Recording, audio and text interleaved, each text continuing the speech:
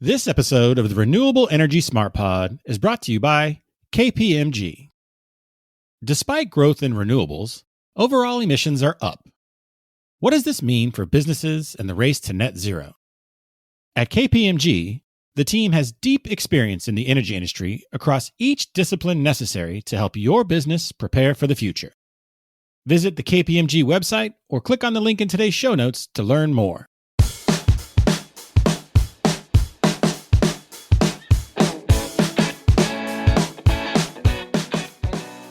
What's up, everyone, and welcome to the Renewable Energy Smart Pod.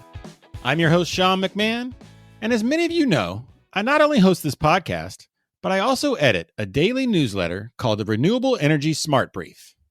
I mention this because one thing I have noticed in recent months is that listeners of this podcast and readers of that newsletter really like stories about policy guidance that's related to the Inflation Reduction Act. They say the devil is in the details. And since most of that news and information focuses on tax guidance coming out of the U.S. government, there are certainly plenty of details. So I get it. It's popular news because it's important, and it's also potentially lucrative. And do you want to know another topic that people in the energy sector like to read and hear about? Clean hydrogen.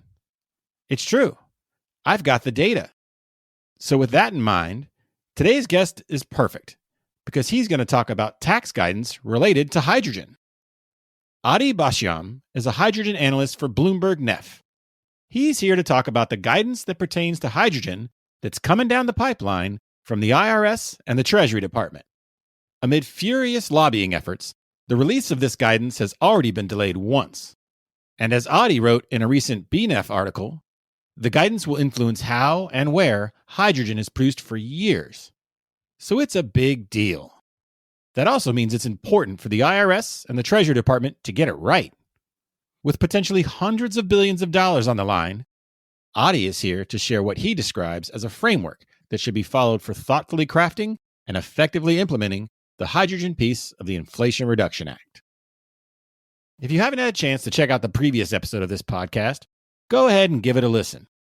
It featured Lauren Collins and Michael Joyce from the law firm of Vincent & Elkins. As the title of the episode suggests, we spent some time talking about Climate Week, which by now, of course, has come and gone. But right about the 10-minute mark of that show, we pivoted to highlight the one-year anniversary of the passage of the Inflation Reduction Act, and we went on to spend an informative half hour dissecting many of the tax aspects of the IRA. Check it out if you want to hear how the IRA is changing the renewable landscape as we ease into the second year of its implementation. Looking ahead, we've got some great episodes on the schedule coming up. We'll delve into topics like sustainable aviation fuel, and of course, have a couple of shows dedicated to COP28 when that event comes along in a couple of months. So there's lots of great stuff on the way for this podcast, but right now, let's hear some great insights about what to expect from hydrogen guidance from Adithya Bhashyam at BloombergNEF.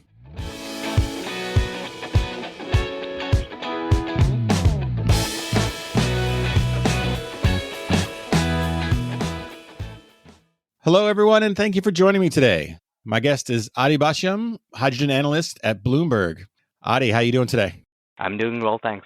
Yeah, thanks for joining me. Obviously, those who follow the hydrogen sector know we're kind of waiting on some guidance from the Treasury Department and the IRS here in the U.S. You and the team at BNEF recently put out a paper about what to either expect from that or what would be ideal. So I want to talk about that with you today, but let's just kind of set the table for all of our listeners. What is the guidance going to be pertain to, and what are we expecting? This is guidance on the 45B hydrogen tax credit, crucial guidance that I think the whole sector is waiting on because the tax credit that is being offered is quite lucrative. It'll offer about $3 per kilogram hydrogen, which we think at BNEF, if we look at our cost projections by the end of the decade, with $3 per kilograms over 10 years in subsidy, most green hydrogen projects using an electrolyzer will be cost effective and cost comparable to fossil hydrogen. So the tax credit itself is extremely lucrative. Every company that applies to it will get a tax credit because there's no funding cap on the tax credit itself.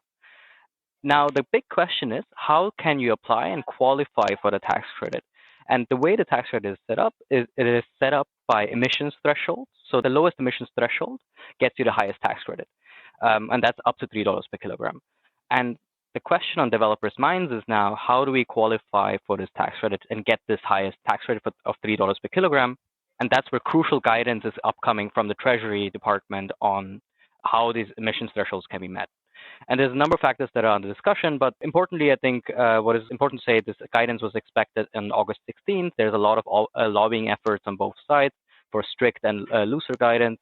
And this debate has become really contentious now on how this guidance should look like. And we believe it will determine like billions in subsidies giving into the sector and how that will affect emissions associated with these subsidies. So what does that timeline look like right now? I know you mentioned it was kind of expected in August.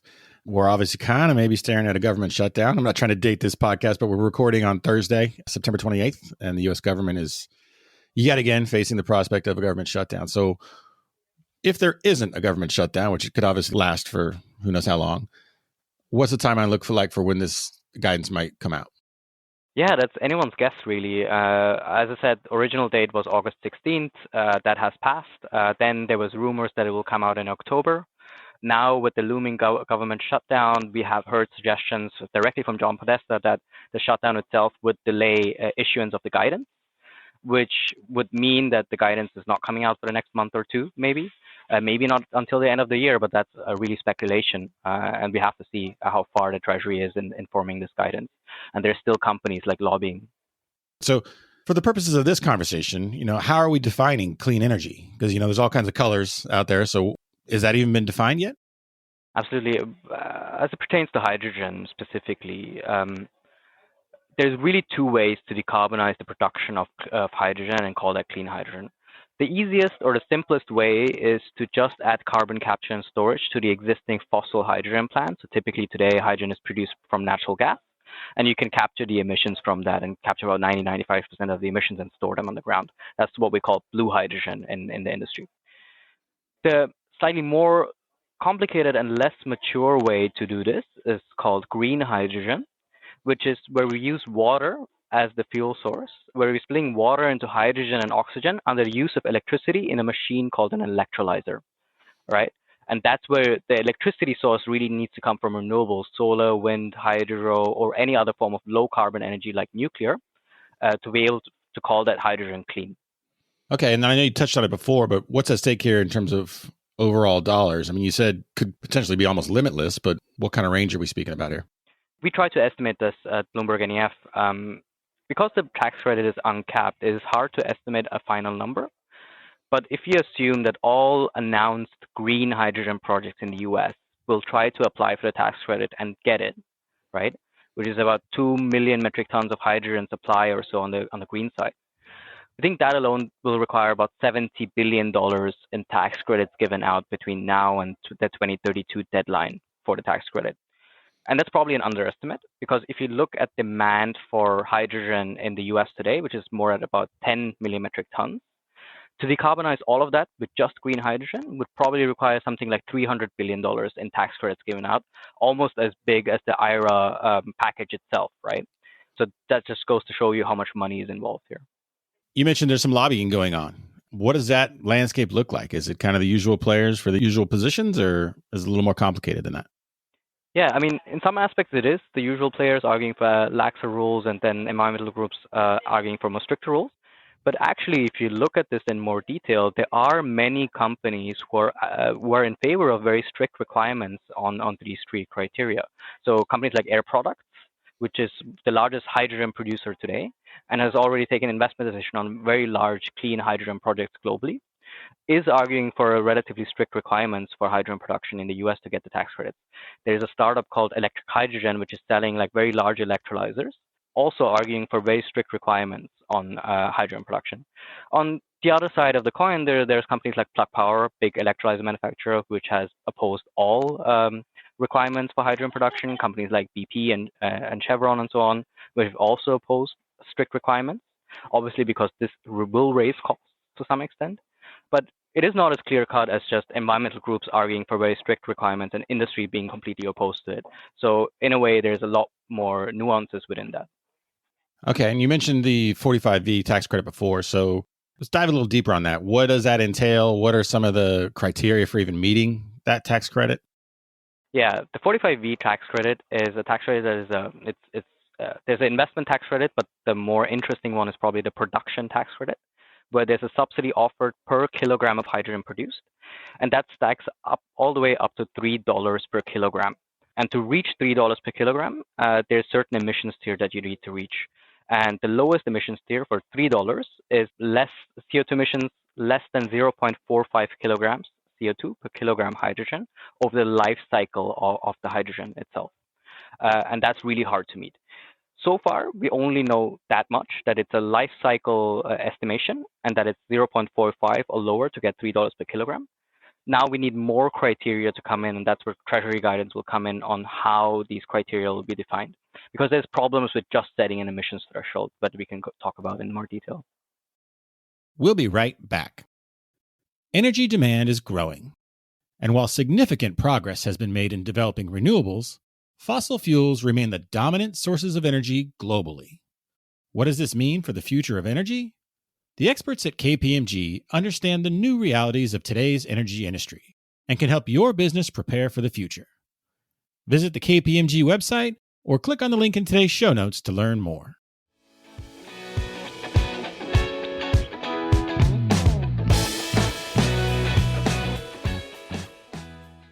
And now back to my conversation with Adithya Bhashyam from BloombergNEF. You talked about what's expected from Treasury and IRS. So let's step back a second. So you and the team kind of have your perspective on maybe what we call an ideal framework. So what is BloombergNEF's best case or, recommended, if you will, framework for U.S. hydrogen guidance? This is nothing new. I mean, the debate around how hydrogen from electricity needs to be, grid electricity in particular, needs to be produced and be called green is something that has been debated in Europe for the last year. And the European Union has settled on final rules, which offer a framework that could be repeated in the US. And the big question, as I mentioned, is really on how can you procure electricity from the grid and then call that clean electricity that is being used for hydrogen production. And beyond just setting an emissions threshold, there's a few criteria that need to be added on top. And I'll go through them one by one.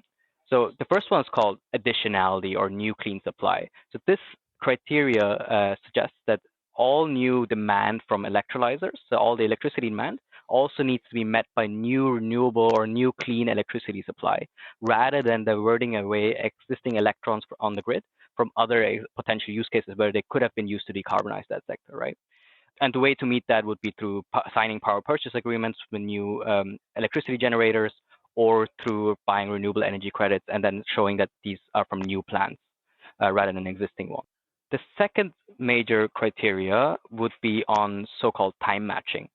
Just by plugging an electrolyzer into the grid and running that flat out, there will be a lot of hours in the year where your actual electron comes from natural gas or coal and not the renewables that you're supposed to be procuring electricity from, which means in a lot of hours in the year, you're actually producing fossil electricity-based hydrogen, which has a much worse emissions profile than just producing fossil hydrogen in the first place.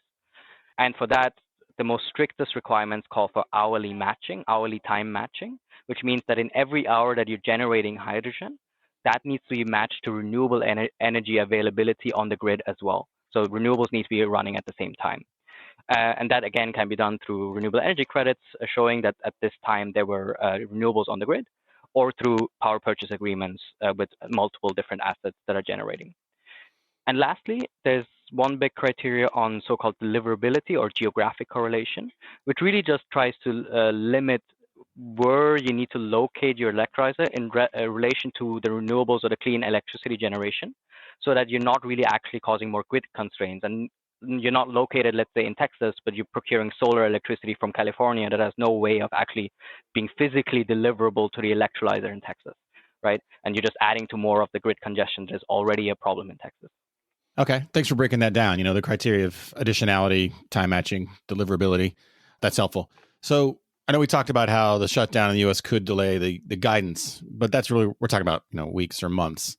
And this whole plan is years long. So is there a timeline from your perspective for like optimal implementation and what that will look like over, I guess, a few years, right?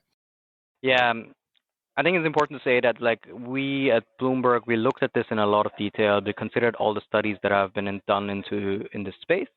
And we came to the conclusion that you probably need very strict requirements over time to really make sure that the hydrogen that you're producing from grid electricity is clean. The problem is that some of these criteria can't happen from the start because some of the technology to actually prove hourly matching, for example, isn't widely available. So there is probably what needs to happen is a phase-in of all of this, right?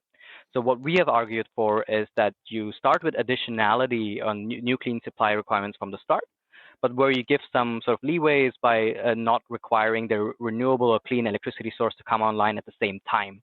So it can come online maybe 3 years before and 3 years after. So there you account for different delays in the renewables coming online. There's issues with interconnection, which delay renewable energy projects to actually come online. As long as you have contracted with that renewable energy source, you should be fine. And that window should narrow over time. The second point where we've argued for a phase-in of implementation is something I mentioned already, is on hourly matching. There is already a way to show that you're procuring hourly electricity from renewables. That's available in tracking systems like in PJM, but it's not widely available on a federal level yet. And there's startups trying to look into how to prove and give hourly certificates that prove a renewable energy was generated in that same hour, right? But for this to become widely available, we think there's a few years that are needed. That's why we argued from 2027 to phase in hourly matching, start with monthly matching, and then phase in hourly matching over time through that. What that phase-in period also allows is, if you think about a hydrogen project today, we think a hydrogen project needs about 5 years from the conception and the first feasibility studies to actually becoming operational. So why we argue for 2027 is that if you start with hourly matching from next year, for example, there's projects that are close to an investment decision today, which would suddenly need to go back to the drawing board and redesign the project to be able to comply with hourly matching, which would actually delay a bunch of projects. And we probably need some of these learnings from the early projects to actually figure out if the technology works as intended. But if you start with hourly matching from 2027 and tell everybody that it's happening in 2027, there's projects today that will only come online in 2027 or later and are currently being designed, which are able to take into account all of these criteria on hourly matching and so on, and should be able to match on an hourly basis by 2027. On the deliverability aspect, we think that should be implemented from the start. We think electrolyzers need to locate as close as possible to the renewable electricity source to avoid grid congestion. In the beginning, you can do that on a transmission zone level. Over time, what really needs to happen is some grid scale planning with both the grid operator and the hydrogen producer to locate electrolyzers in locations where it's actually beneficial to the grid to have electrolyzers rather than anywhere, right? And that's what this all needs to move towards long term. Are there any other factors to consider? I know the European Union's done some things on this topic, and even here in the US, like the political headwinds, right? We talked about the guidance might be delayed a little bit by a shutdown, but over the years, there could be, a change of administration, state by state. We've seen some of the other IRA incentives widely embraced in some states and kind of ignored in others. So what are some other headwinds, be it political or, trying to keep up with other regions around the world? Absolutely. I mean, the lobbying efforts that have been arguing for looser restrictions on additionality, time matching, and so on, have really tried to focus on the competitiveness of the US or US hydrogen, because one thing is clear: additionality, hourly matching, and all of that will slightly raise costs of production for sure. So it definitely becomes more costly to do so. But that shouldn't preclude strict requirements, because in the end, what you want is low emissions hydrogen production. And if cost is an issue, then more policy support needs to come in to be able to close that cost gap. The other thing to consider is that Europe already has implemented similar requirements, and that if you want to be competitive on a global scale, and some US companies are now looking at exporting to Europe, producing hydrogen domestically, converting that to something like ammonia, exporting that to Europe, because Europe is this huge energy consumer, then you need to meet European criteria anyway on renewable hydrogen production or clean hydrogen production. So in that sense, it almost doesn't matter to some extent for exporters of hydrogen from the US what US rules are, as long as they want to export to Europe or other markets that have similar criteria. That's one thing to consider. The next thing is there is a very solid argument to be made that the US might need stricter rules on clean hydrogen production than other places in the world. And that's because the US doesn't have an emissions trading scheme or any carbon pricing on a federal level that would reduce power sector emissions over time anyway. The EU has that. There's also no such thing as a clean energy mandate on a federal level. There's portfolio standards, but there's no clean energy mandates on a federal level that account for additional electricity demand from hydrogen and build out the renewables in the absence of any additionality requirements as well. So all of these things need to be considered. Okay, one other question I want to ask you. What region does it the best right now? Is the EU rules in place the best? Are there better rules being considered? I don't know, a place like Australia, something like that? Or, who's kind of leading the way from your perspective? Who's doing it right, or at least planning to do it right, even if the guidance isn't fully released or implemented? The EU is actually the only place in the world that has gone beyond just setting an emissions threshold to also saying, actually, you need to produce the hydrogen in a certain way to be able to call that clean hydrogen and not just affect the rest of the grid and cause more emissions. So in a way, the EU is really the front runner in terms of setting out these criteria because no one else really has done it. And everyone's looking at the EU and seeing how they can implement it themselves. If I'm being honest, the EU rules are lax in some instances, and that's really driven by industry wanting laxer rules over time. And that hourly matching in the EU is only implemented from 2030 now. So before that, it's monthly matching. Additionality is only implemented from 2028. So this is relatively lax. In reality, this should have been done much earlier from an emissions perspective. The argument in the EU is that you have additional guardrails like the emissions trading scheme, you have renewable energy deployment mandates, and so on, which is why the US just needs stricter rules because it doesn't have any of those. But yeah, if you're looking for an example to copy and then amend for your potential domestic use case, you're really looking at the EU as the only country or only region to have implemented any of this. Do you have any bold predictions about how this all plays out? I think one thing is becoming clear. Despite a lot of efforts to not implement any criteria on hydrogen production like additionality or time matching, I think if you want to be able to compete on a global level, the US needs to implement these three criteria: additionality, time matching, and deliverability for sure.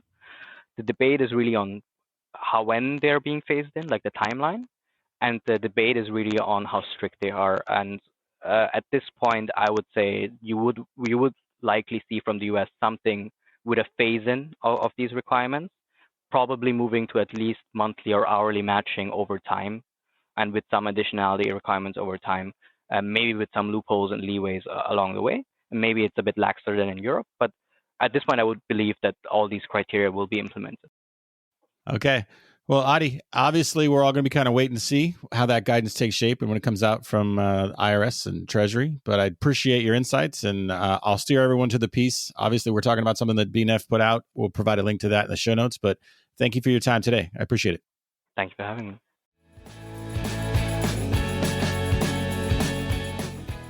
That's our show for today. But before we get out of here, I want to say one final thank you to the exclusive sponsor of today's episode, KPMG. Thank you all for listening. And if you haven't already, please subscribe or follow this show on Apple, Spotify, Google, or wherever you listen to your podcasts. And as always, please be sure to share it with your friends and colleagues. Have a great day.